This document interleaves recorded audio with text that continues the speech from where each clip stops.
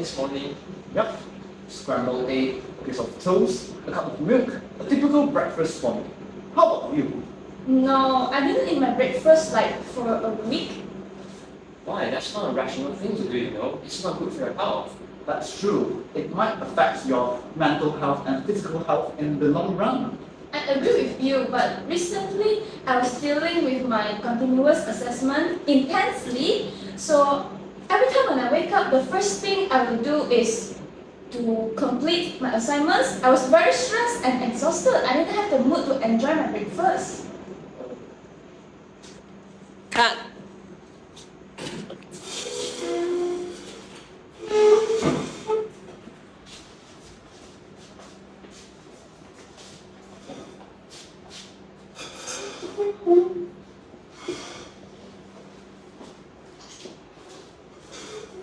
Good morning, everyone.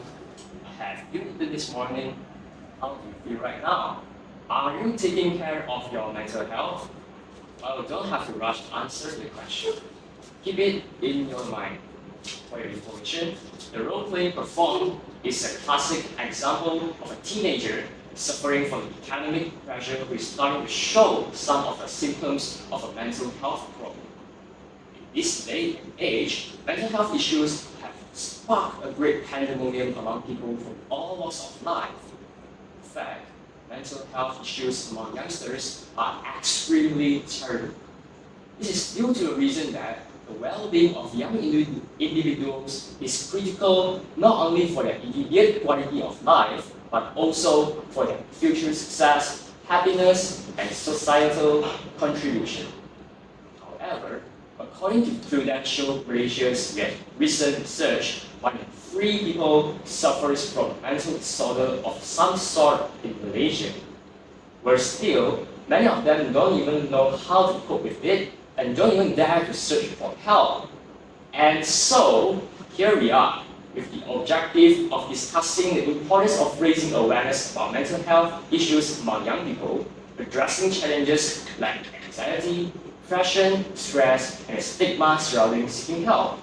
I am Yihong, the moderator of the forum today, together with Mr. Law and Ms. Ang, are going to talk about this hot global topic. Now, we actually have a question that has to be explained in order to make some progress for our forum today. The question is, what exactly is anxiety, depression, and stress? Are they actually the same? We would like to hear from you first, Ms. Ang. What is your 2 cents? Thank you for having me, Mr. Ho. Glad to be here today. It is undeniable that answering this question is necessary to discuss the topic in depth. This is owing to the reason that people seem to be confused identifying those challenges one will face while taking care of his own mental health. Alright, so in short, depression is actually and specifically a feeling of sadness, and in fact, most of the victims have a general sense of hopelessness. They tend to feel like he or she cannot emerge from a dark shadow. In fact, there are quite a few physical symptoms that appear in both generalized anxiety disorder and depression, such as fatigue or tiredness, poor concentration, being fidgety or unable to sit still, and sometimes having difficulty in sleeping. Besides, rumination, which refers to a persistent loop of dark, sad, or other negative thoughts, can also happen in both conditions. However, one thing I can tell is that depression and anxiety are essentially different. This is because anxiety disorders are particularly characterized by thoughts of worry and a general belief that something will go wrong, and these worries can prompt lingering thoughts and fears that eventually begin to affect daily life. One, on the other hand, stress can be defined as a state of worry or mental tension caused by a difficult situation. Different from anxiety, stress is typically caused by an external trigger. The trigger can be short-term, such as a work deadline or a fight with loved one, or long-term, such as being unable to work, discrimination, or chronic illness. Anxiety, on the other hand, could involve persistent, excessive worries that don't go away even in the absence of a stressor. It is clear that they are all representing an independent challenge in terms of mental health. So they are not the same at all. Thank you, Ms. Ang, for the information. I believe that we now have a better understanding of depression, anxiety, and stress. And that brings us to our second part of the forum today. We are extremely curious on how anxiety, depression, and stress could actually affect a victim. Why is it important to know more about that? Do you have any thoughts on the question, Mr. Ngo? Very well. Here, just imagine a young man having a sense of dread, of fearing the worst, feeling like the world is speeding up or slowing down, feeling like other people can see he's anxious and are looking at him. This is exactly how a person with anxiety feels all the time. Just how huge the impact it is to the victim's daily lives. Besides, some studies suggest that experiencing anxiety could increase the risk of developing certain long-term physical health problems, including diabetes, stomach ulcers, and heart problems. While having a physical illness or disability can also make you feel stressed and anxious, it might sometimes feel like your anxiety problems and physical health problems are parts of a vicious cycle. If worse, the victim might even find himself or herself having difficulty with day-to-day parts of their lives, including looking after themselves, holding down a job, forming or maintaining relationships, trying new things, or just simply enjoying their leisure time. Yes, I see no objection on that. On the other hand, depression can vary in how intense it feels. So mental health professionals typically categorize it into three types: mild, moderate, or severe. When depression is moderate or severe, it could lead to self-harm, thoughts of suicide, or suicide attempts. Researchers estimate that about 60% of people who lose their lives to suicide have a mood disorder such as depression. When depression affects the body, it interferes with normal psychological functions.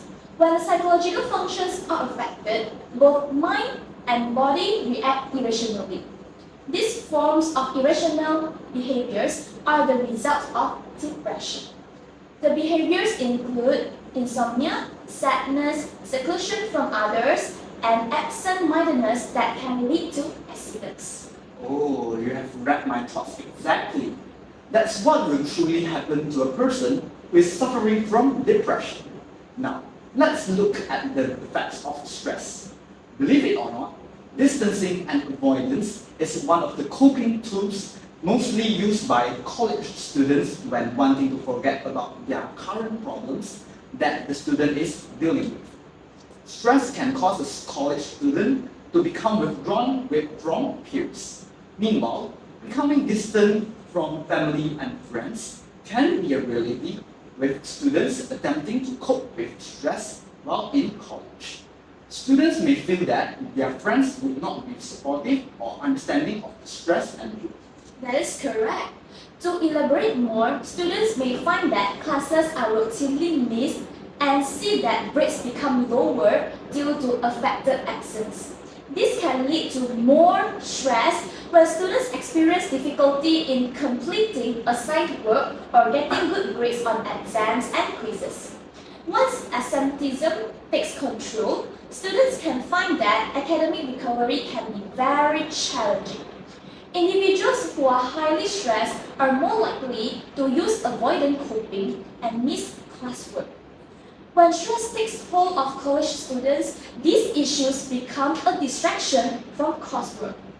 As students begin to think a lot about ways to solve them, stress can lead to students potentially failing to successfully complete college semesters. Interesting points. Now I can see the necessity of raising awareness about mental health issues among young people in order to reduce the mental health stigma. For your information, stigma is a significant barrier to seeking mental health care. The problem is, mental illness isn't widely talked about in many communities due to a lasting stigma that surrounds it. This stigma predominantly comes from a lack of information, something that mental health awareness causes are helping to change. In fact, many of us have fallen into the trap of viewing mental health as synonymous with mental illness. It is possible to have a mental health disorder while also being mentally healthy, and the absence of a mental illness does not guarantee mental well-being. A typical example of stigma is when someone with a mental illness is called dangerous, crazy, or incompetent rather than unwell. It is also a stigma when a person with mental illness is mocked or called weak for seeking help. It simply invokes inaccurate stereotypes that senior citizens would usually tell us. Excuse me, mister. Do you mind if I add something here? Yeah, sure, may go on. Alright. What I'm trying to say is that absolutely everyone, all of us, has mental health. All of us have a brain that needs to be cared for in similar ways that we care for our physical well-being. Our head and our body are connected by much more than just our neck after all. I want you to know that everyone actually has feelings of anxiety at some point in their life. For example, you may feel worried and anxious about sitting an exam, having a medical test, or a job interview. However, anxiety is actually a normal response to challenging situations like exams or presentations. But when it gets too much and affects your daily life, it might be an anxiety disorder, which is not a mood disorder, but a mental health disorder that causes excessive worry, fear, and nervousness. Even though it's not a mood disorder, it can still impact how we feel. I couldn't agree more on Mr. Wall's ideas. Just look at the aspects of stress. Stress is actually a natural human response that prompts us to address challenges and threats in our lives, isn't it? Everyone experiences stress to some degree. It is natural to feel stress in challenging situations such as job interviews, school exams, unrealistic workloads, an insecure job, or conflict with family, friends, or even colleagues. For many people, stress reduces over time as the situation improves or as they learn to cope emotionally with the situation. It is just that the way we respond to stress, however, makes a big difference to our overall well-being.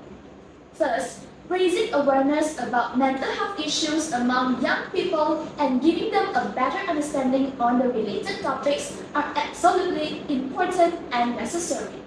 Oh, I see. The mindset and how you look upon mental health issues is the key.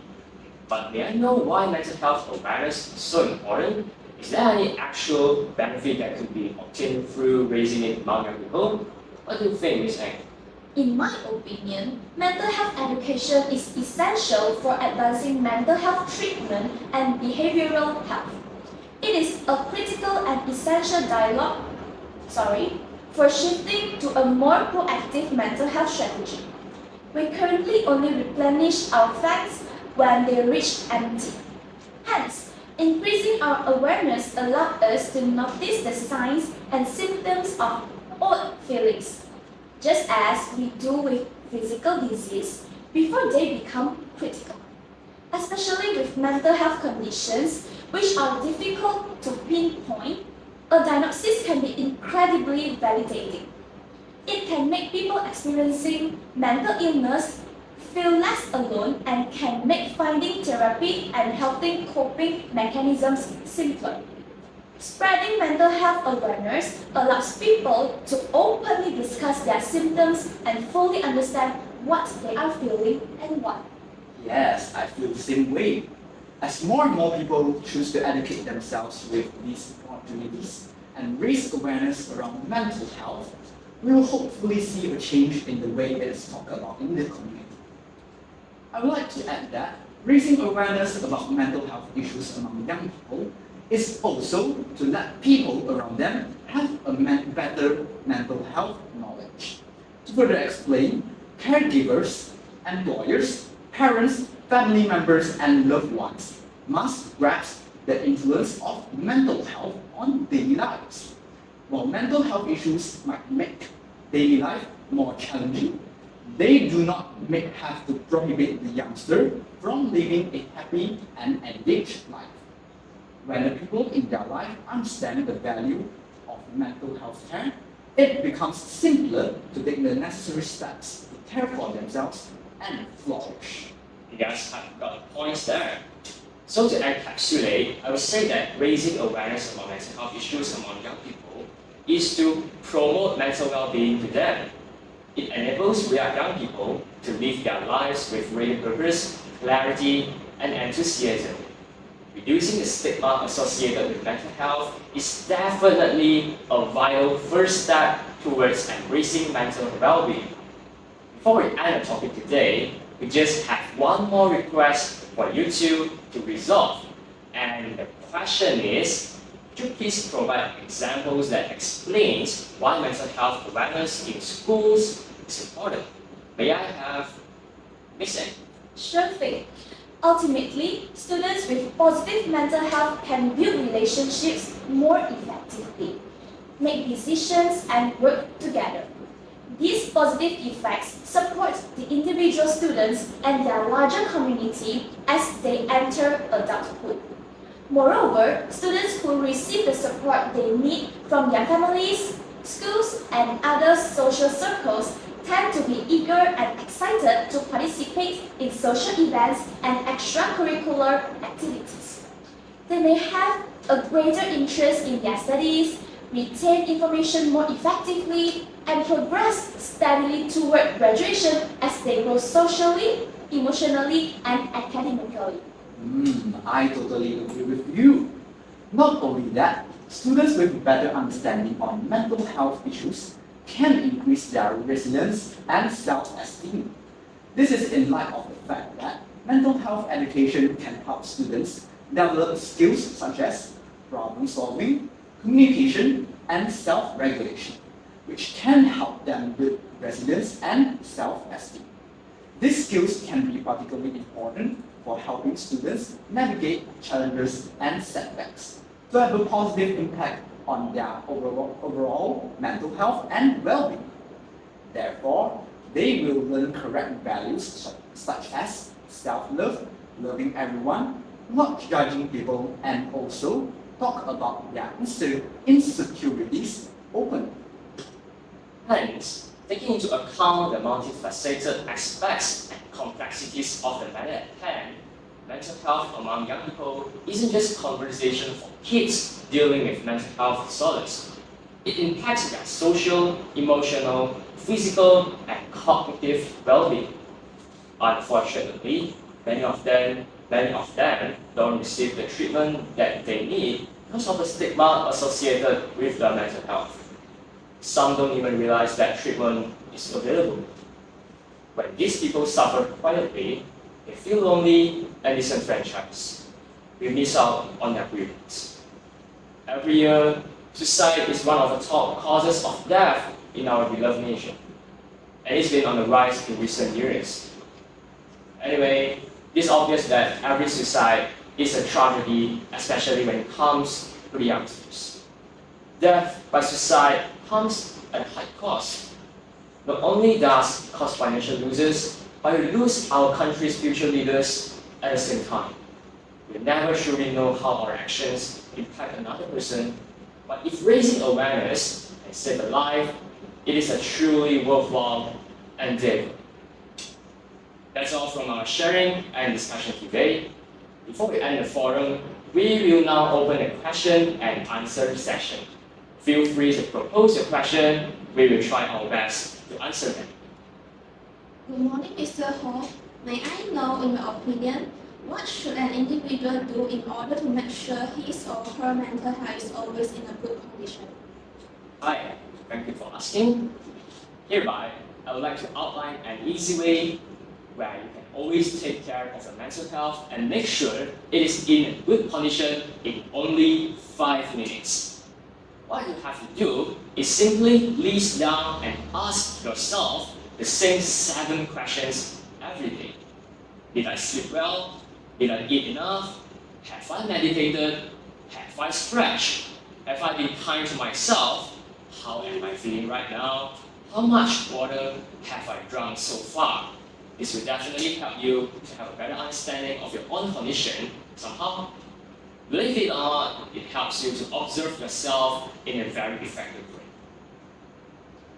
Hi, Mr. Law. How should I deal with overthinking, anxiety, and sadness? Are there any approaches other than searching for professional mental health support? Well, if you are searching for natural remedies to deal with them, I recommend you to try these methods. If you realize that you begin overthinking, then what you need to do is simply writing. This is due to the reason that writing can help get swirling thoughts out of your head. And thoughts on paper make it easier to reflect and allow you to see the patterns. On the other hand, you should try moving when you are feeling anxious. This is because changing your posture, breathing, and rhythm can all change your brain, thereby reducing your anxiety. Lastly, you ought to exercise to cope with your sadness. Research has shown that exercising helps to relieve tension and stress, boosts physical and mental energy, and enhances well-being through the release of endorphins. Believe it or not, any exercise, to a degree, is a therapeutic experience. Hi, Miss A. Nice to see you. The role play performed by you at the start was indeed excellent and it actually relates to my condition very well. To be honest, I'm not really a fan of breakfast, and yeah, assignments are just too much. I don't even have the mood to enjoy the first meal of the day. But after the show, I feel the need to be concerned about this phenomenon. Hence, my question is, does skipping breakfast really cause mental illness? Yes, it definitely does. In fact, meal skipping can be a trigger for anxiety and other mental health issues, especially when it comes to breakfast. In one study of adolescents, researchers found that young people who skip breakfast were more likely to report experiencing stress and depressive moods. Thus, make sure you will be having breakfast every day. Once again, thank you for the questions and we appreciate that. So that we will end our forum today. I hope you guys do learn something useful, and I am looking forward to the world where everyone, especially our future generations, are aware of mental health issues, and those who are suffering from mental disorders are able to express their feelings and are not afraid of searching for help. As the saying goes, changes starts with you.